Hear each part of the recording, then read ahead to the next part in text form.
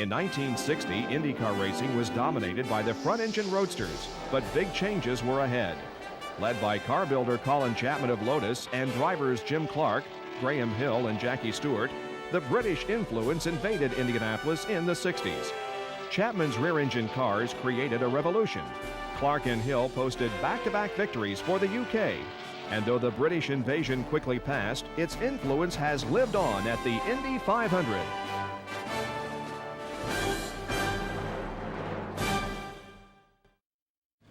Foreign cars and drivers have been a part of the Indy 500 since the very first race in 1911.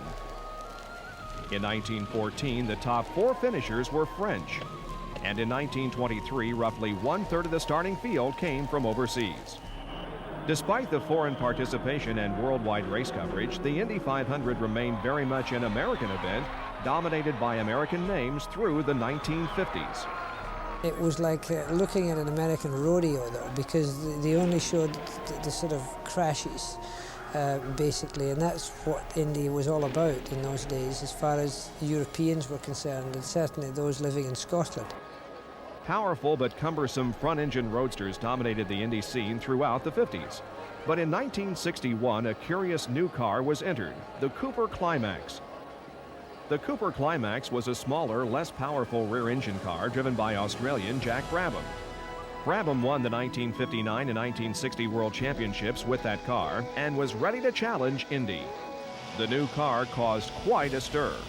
Jack Brabham had already shown himself to be slightly avant-garde in any case, because he wore one of those American helmets, which was a sort of spaceman look to it in comparison to what the Europeans were wearing. Because they were wearing Herbert Johnson crash helmets that were made in England of cork, that probably had the same degree of protection as some eggshell might have, hard-boiled perhaps. Well, I thought it was the ugliest race car that I'd ever seen at the 500 because they had the engine on the wrong end of the car, for one thing. We were used to looking at the Champ dirt cars that could run the 1-mile dirt tracks and then go to Indy and race there too. And here they came along with this funny looking little race car with the engine in the back, and it just was something that we weren't used to seeing all the time that we grew up. So to me, it was a very ugly little race car. Brabham qualified for the race and completed the 500 miles to take 9th place. It was the first ever finish for a rear-engine car, and though the car was short on horsepower, it displayed superior handling and plenty of potential. Brabham did not return to Indy in 1962, but the rear-engine car did. Rookie Dan Gurney, an American driver with a background in road racing and no previous Indy experience, qualified 8th in a new rear-engine machine and became inspired with an idea that would help open the door for the British invasion. Colin Chapman, who was Lotus, was considered the most brilliant brain design-wise in Grand Prix racing in Europe. And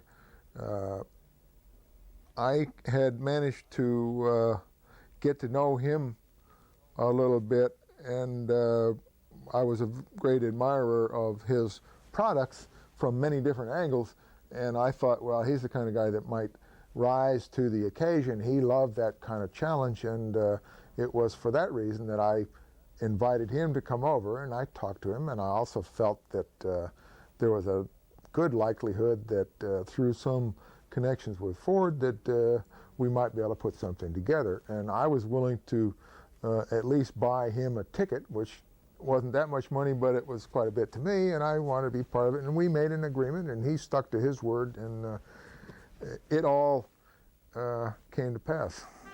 Britain's Colin Chapman, company owner and builder of Lotus automobiles, was already very familiar with the rear-engine concept.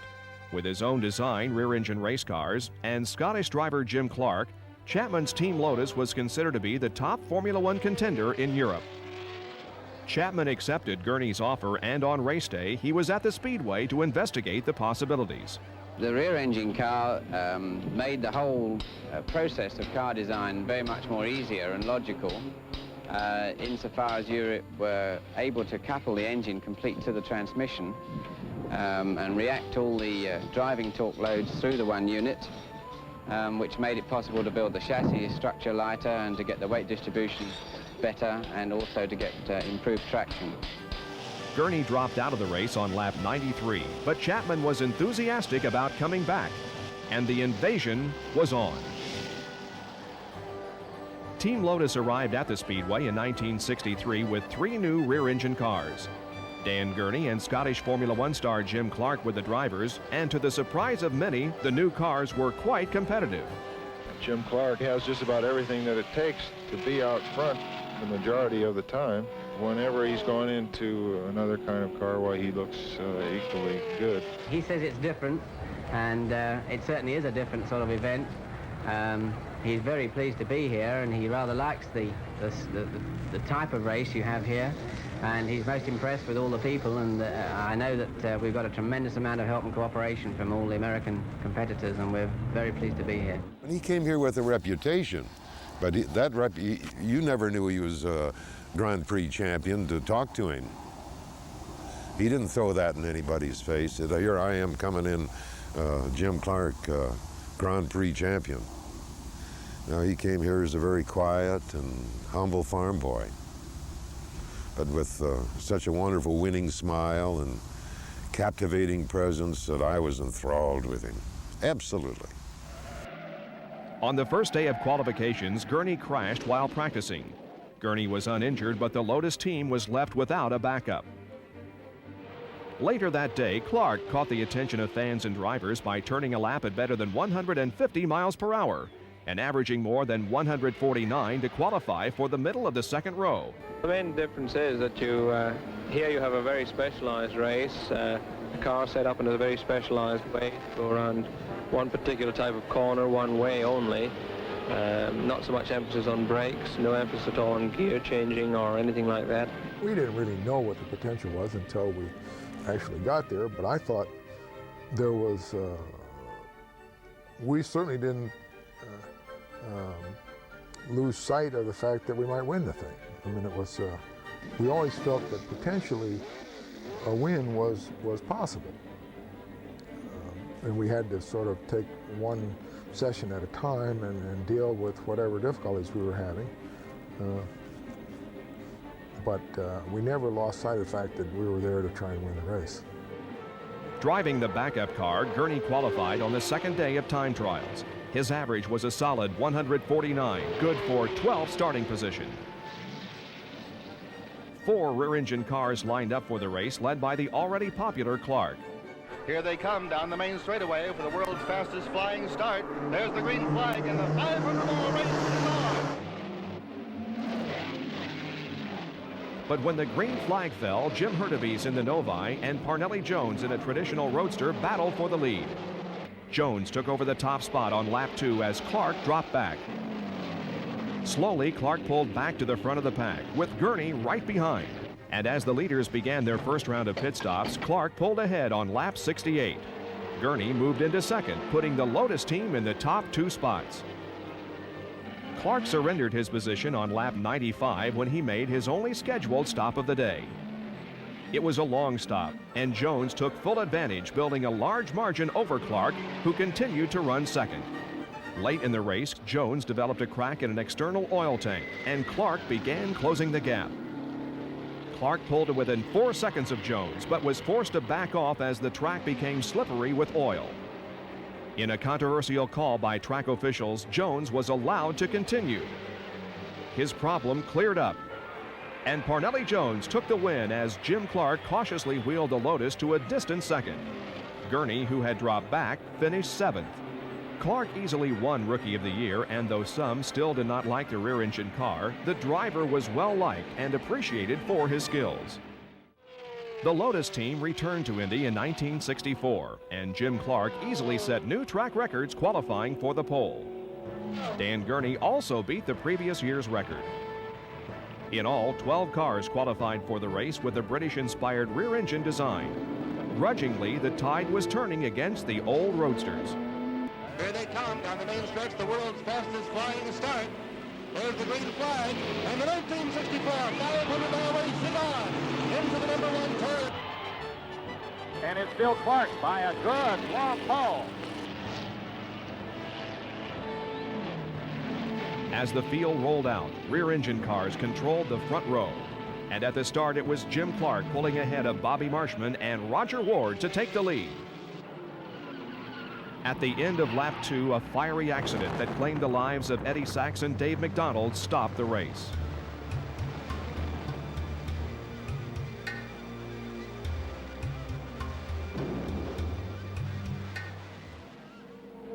On the restart, Clark again took the lead, but was quickly passed by Marshman in a Lotus from the previous year. Marshman built a tremendous lead, but dropped out on lap 40 after losing a fluid drainage plug from his transmission. Clark regained the top spot, but he wasn't there for long.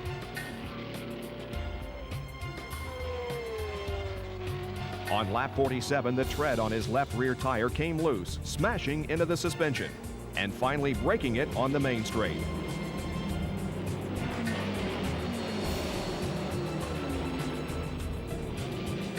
Driving on 3 wheels, Clark steered his car to the grass inside turn 1 to end his day. A.J. Foyt took the lead on lap 55 and led all the way to the checkered flag. Foyt's second victory marked the final appearance of a roadster in victory lane at Indy.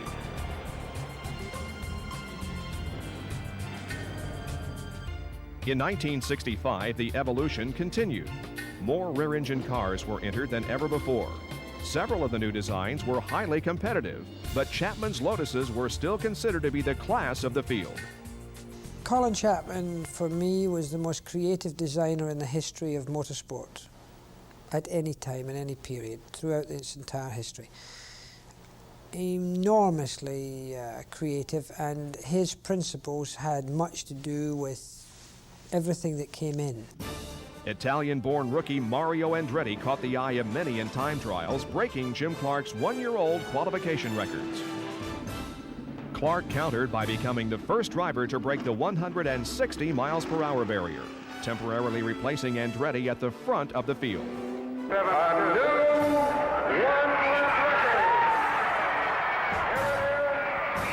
55 and 9800 seconds, 55.98 to speed, 160.772.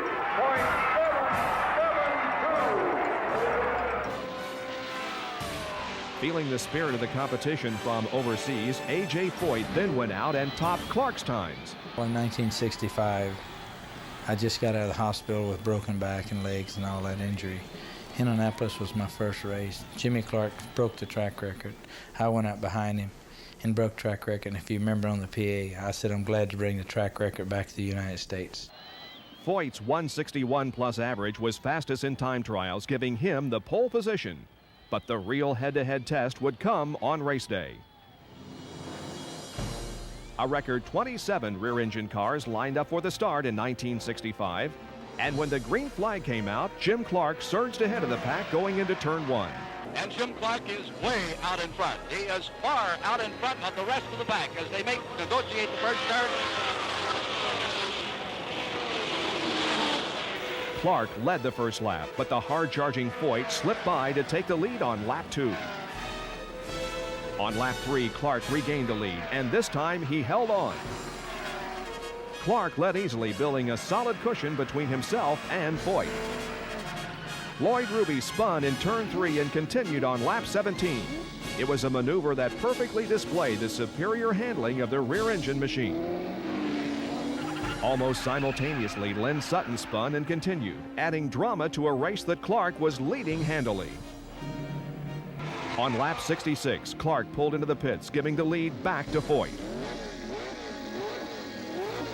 Foyt paced the field for 9 laps as Clark climbed back into contention.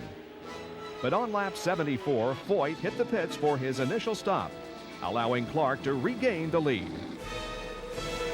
Dropping an entire lap behind Clark, Foyt finally called it a day on lap 115 with gearbox problems. With Foyt out of the running, the big questions were how much would Clark win by, and could Parnelli Jones hold off the aggressive rookie Mario Andretti for second place? And here he comes, and here is the checkered flag for Jimmy Clark of Doon, Scotland, winner of the 1965 Indianapolis 500-mile race. Crossing the finish line 2 laps ahead of second, Jim Clark scored the first ever victory at Indy for the rear engine and became the first foreign driver to win the race since Dario Resta in 1916. And that was a big deal for a European to go and win the Indianapolis 500 for us as Europeans. And that's what fired everyone else's interest to even thinking of going there. With Jim Clark in victory lane, the British had successfully conquered Indy just 3 years after their initial attempt. Despite the success of the rear engine revolution, top drivers from the UK were still not very interested in Indy. Jim Clark's runaway victory in 1965 helped change that attitude.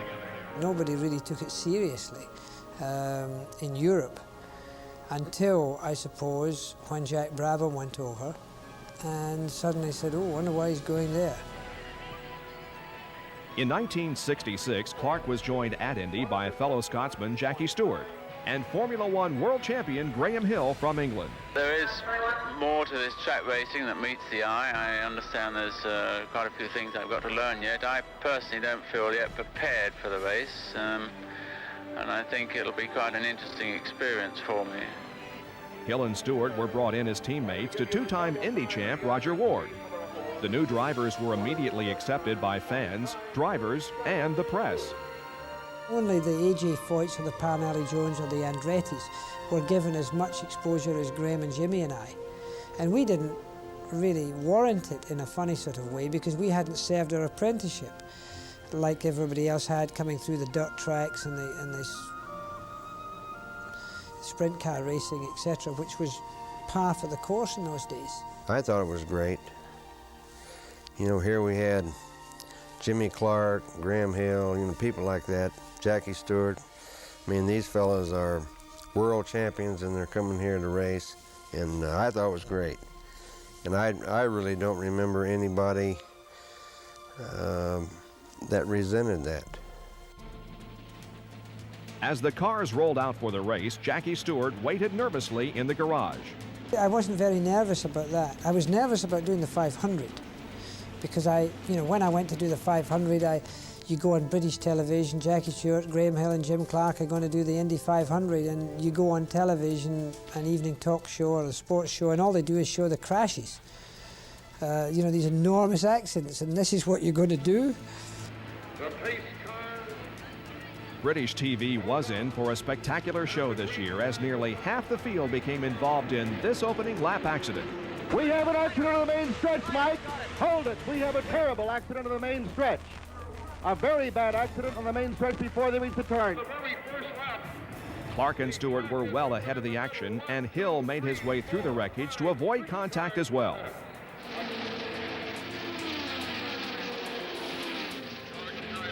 On the restart, Mario Andretti took the lead, but Johnny Boyd crashed almost immediately to bring out the yellow. The green came out for the third time, and Andretti developed engine trouble. With his car smoking badly, Andretti was forced to drop out, giving the lead to Clark. Clark and Lloyd Ruby battled for the top spot, trading positions 5 times on the track.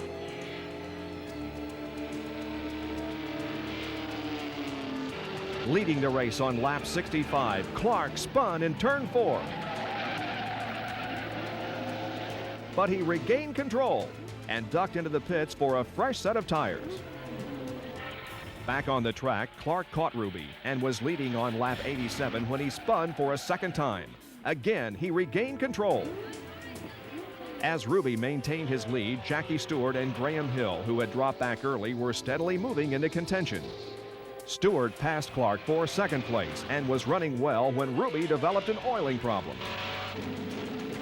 Ruby was black flagged on lap 150. And when he pulled into the pits, Stewart moved up to first with Clark and Hill running second and third. The Brits were suddenly dominating. Stewart held on to the top spot as Hill and Clark jockeyed for second. Hill was running second with Clark third, just 10 laps from the end. Stewart apparently is out. He's going, the engine is cut clear off. He came by number 3. It is over in number 4 right now, coming to a stop and perhaps will be down on the grass. The engine was cut off, and I believe he's just coasting to a stop. To the delight of the crowd, he began pushing his car toward the finish line, hoping to get credit for another lap. They thought this was an enormous act of bravery for some reason, which it not at all was. And I pushed the car back for as far as I could until I was told that I could push it no further. And then I walked back the remainder to a great ovation.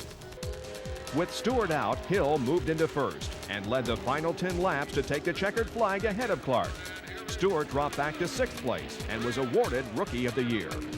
I suppose it wasn't until about the next morning that I thought, Jesus, I should have won this race. What a lovely thing that would have been to win it your first time there, to have had such an advantage and then, you know, mechanical things to leave it. But the team won, Graham won, and the same team, which was pretty remarkable. And we were running first, second and third, the Brits, at that stage, which must have been awful for the Americans. Hill's victory gave the Brits back-to-back wins at Indy. But as accomplished as he was, some say Hill's greatest contributions came off the track. I'll never forget the story about Graham Hill and what he went to Mr. Hullman, I think Joe Cotier, about the restrooms. He would say about anything it was, he says, look, if a man wants to go to the bathroom and use a toilet, you don't care to use the toilet at the Indianapolis Motor Speedway where the world walks in and out of the bathroom, and here you're sitting on a pot. Now, Mr. Hullman, we need some walls and doors. So it was right about the next day or two that Mr. Hullman put partitions between the toilets. I'll never forget that. Clark, Hill, and Stewart returned to Indy in 1967, but a third straight victory was not to be. The Roadsters were good, strong cars. They were pretty cars. But, you know, nothing is ever the same. It doesn't ever stay the same. There's always going to be evolution. Without a doubt, they're safer, faster race cars, so it just took a while for all of us to get used to them. In 1968, Hill was the lone British driver to make the race. And by 1969, the British invasion was effectively over. But its influence could still be seen as 33 rear-engine cars lined up for the start. I didn't feel I ever drove Indianapolis very well. And I'm sure Jimmy would say the same if he were alive today, and so would Graham. We never drove Indianapolis like we drove Grand Prix cars or Grand Prix racetracks. We were never that good. We did well because we knew more about rear-engine cars, we knew what it felt like, we knew where they could go to the limits. We were there at a period that it suited us well. In 1963, Indianapolis was invaded by the Lotuses from England. The new rear-engine cars and driver Jim Clark were immediately successful. So it was a big deal that we were over there. The whole world knew about it at that time. And it brought an extra focus to Indianapolis that it never had before. It brought an internationalism and a presence that it had never enjoyed. And I think it was good for Indy.